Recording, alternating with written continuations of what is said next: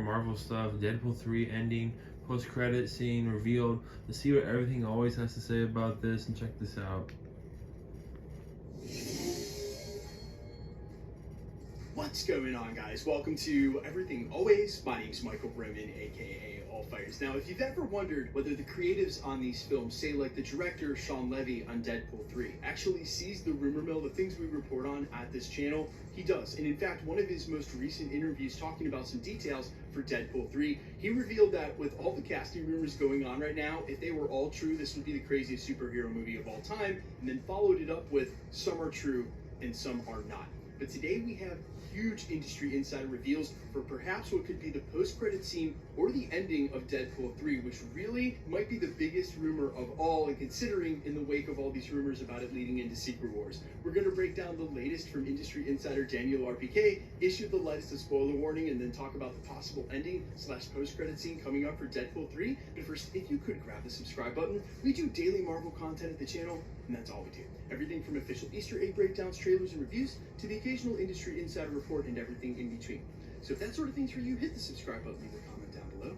That will automatically enter you to win our ongoing PS5 giveaway. The next one is right around the corner. To coincide with Loki's release, again, all you gotta do, hit the subscribe button, leave a comment down below if you want. Stick around to the end of the video. We get into all the giveaway stuff again there. Okay, so latest of spoiler warning, if you haven't been keeping up with the rumors and or the videos at the channel, there's been a lot coming out about Deadpool 3 recently, and so we're gonna talk about some of those rumors after this initial report and tweets today. However, it started with industry insider Alex B. He's a writer for over at the Cosmic Circus. He tweeted out a GIF of the shawarma scene of the Avengers at the end of the first Avengers film, which was retweeted by industry insider Daniel RPK, who added on his own tweet with a Deadpool 3 logo and the quotation "pizza time," to which some people inquired and liked, and then he reposted with, "This will be clear when you see the ending of Deadpool 3.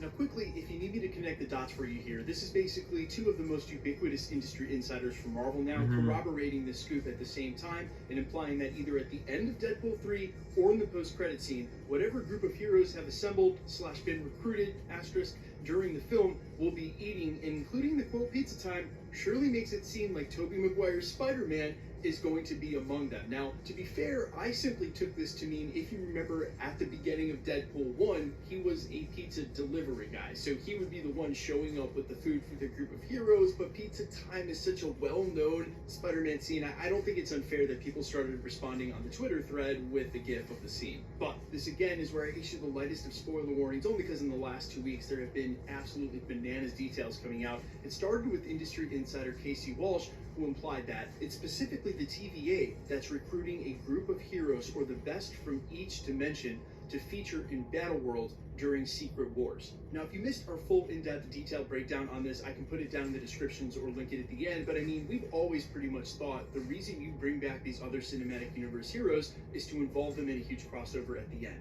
One of the most anticipated would be Tobey Maguire's Spider-Man. And now that we've heard the TVA is basically doing that, recruiting all of the best heroes to feature in Battleworld, Tobey Maguire as a cameo at the end of this film would literally just be the icing on top. Although, that is why I started in the prologue by saying first, you sort of have to imagine that not every single rumor we've heard so far is true, and the cast for this movie has gotten absolutely out of control. Basically every Marvel superhero ever. Kevin Feige said he wanted to elevate it to the level of a Captain America 3, something on par with what they did for Civil War, and we've already had confirmed enough cameos to know that it's going to be something like that. But for now, I would not assume that Tobey Maguire's Spider-Man, as implying as this is going to show up at the end of the film. I'm certainly not getting my hopes up for that. And to quote Kevin Feige himself in an interview from about 2 years ago with my buddy Brandon Davis over at comicbook.com, when he asked, "Isn't it enough?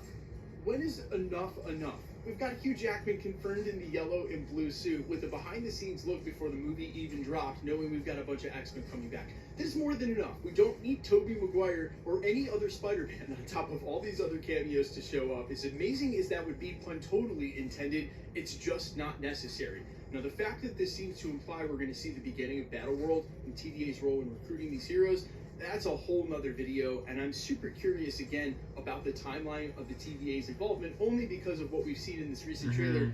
surely makes it look like the TVA is going to be no more by the end of Loki Season 2. So how they'll still be around in a year, we'll see. Now, in the meantime, that interview that I referenced earlier in this video was Sean Levy's most recent interview with Deadline, where he talked about some details for Deadpool 3. This was one of the quotes. Quote, "Our movie is raw, audacious, and very much R-rated. We went to great lengths to not shoot it on sound stages with digital environments. The internet has proven that by revealing pictures of our shoot. But no, we wanted something that felt grounded and real.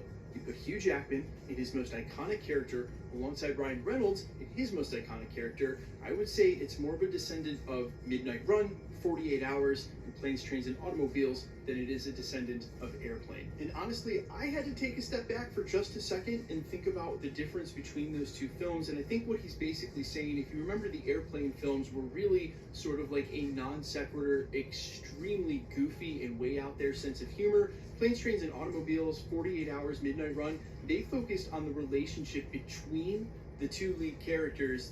The dynamic between them is what drove the plot, the storyline, the humor, basically the entire film. And I think that's what he's saying about this, is that yes, it's going to be rated R. He also in a different quote said it was going to be a bloodbath, but it's going to be grounded in these two characters and what's going on between them. And honestly, we have missed out on that sort of storytelling and character development for quite some time in some of the other MCU projects recently. So I'm quite happy to hear that, and that they're sticking to basically a main rated R bloodbath format for all of these characters. And listen, it really makes me wonder at the end of the day if Marvel isn't going to see how well the rated R stuff fares at the box office, and that's going to end up influencing what the future of Marvel movies look like. Like, I never really thought of X-Men in the case of rated R films, but you know, something a little bit closer to what their powers would really look like.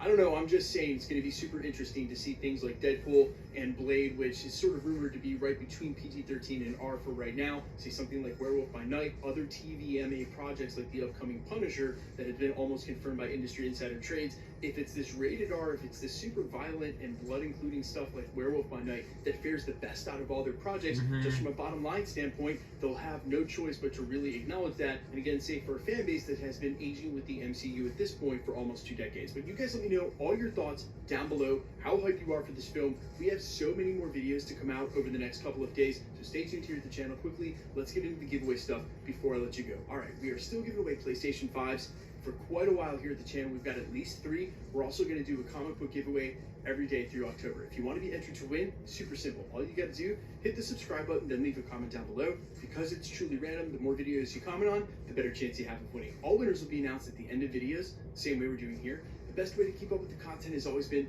to hit the notification bell with all notifications turned on. And as always, if you liked today's video, I'd appreciate it if you hit the like button. My name is Michael Roman. You can find me in a couple of places, Instagram and Twitter at @MFires. You can also find me on Spotify, YouTube, Amazon, Apple, iTunes under the name Allfires. And while I sincerely appreciate you checking my music out, thanks for checking this channel out. Stick around. We'll be posting again real soon. Subscribe, like this video. Have a great day, and see you guys. Bye.